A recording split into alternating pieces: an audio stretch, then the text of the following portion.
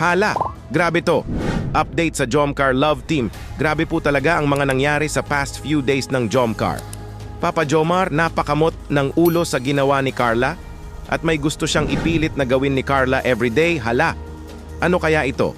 At ang dahilan pala ni Papa Jomar patungkol dito ay para maging masaya daw siya at di na siya maging malungkot sa pang-araw-araw niyang gawain.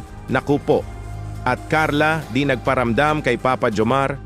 Grabe talaga kayo, Jomcar. Okay lang ba talaga kayo? Wala bang tampuhan na nagaganap sa inyong dalawa?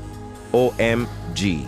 Yan po ang ating napakamainit na alamin at pag-uusapan sa video na ito mga idol. Sana po ay samahan nyo ako hanggang matapos itong video kasi may ipapakita po ako sa inyo na video clip na sasagot sa lahat ng mga katanungan na ito.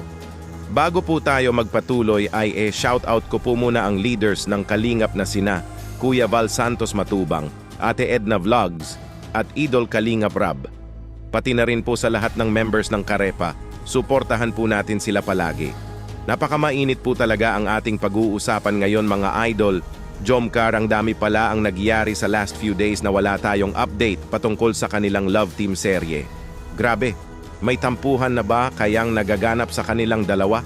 Kasi si Papa Jomar ay may pilit na ipapagawa kay Carla everyday para maging masaya daw siya. Hala, naku po.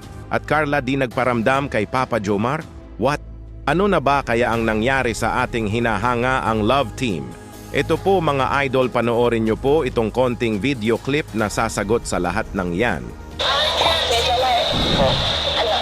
Thank you po.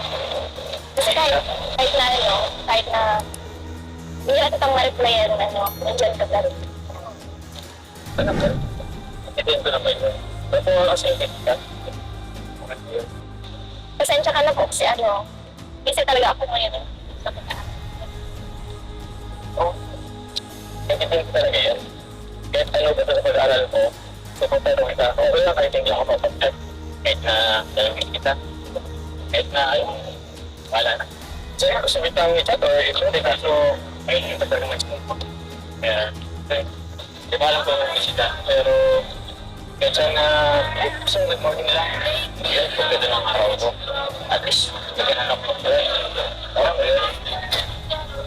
Morning ka lang sa akin kahit sa akin. Ay, good morning lang. Sa araw-araw. Pwede ba? Sige po. Ipilitin. Okay na yun sa akin. Ipilit mo ha. Para naman sumayaw. Busy lang pala si Carla sa kanyang study kaya ay di niya ma-replyan si Papa Jomar sa mga chat nito.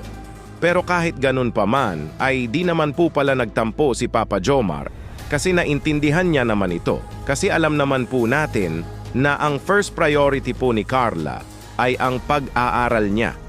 Pero may request pala si Papa Jomar kay Carla na gusto niyang kahit mag-good morning lang ito sa kanya everyday sa chat para naman daw ay ganahan ito sa pagba-vlog niya at halatang sobrang nami-miss na po talaga ni Papa Jomar si Carla.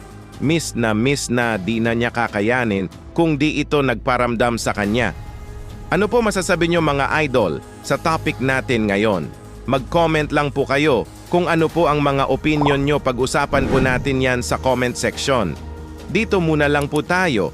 Kuya Dambo nga po pala, pasensya na po kayo sa Tagalog ko, Bisaya kasi ako. Ingat po kayo palagi.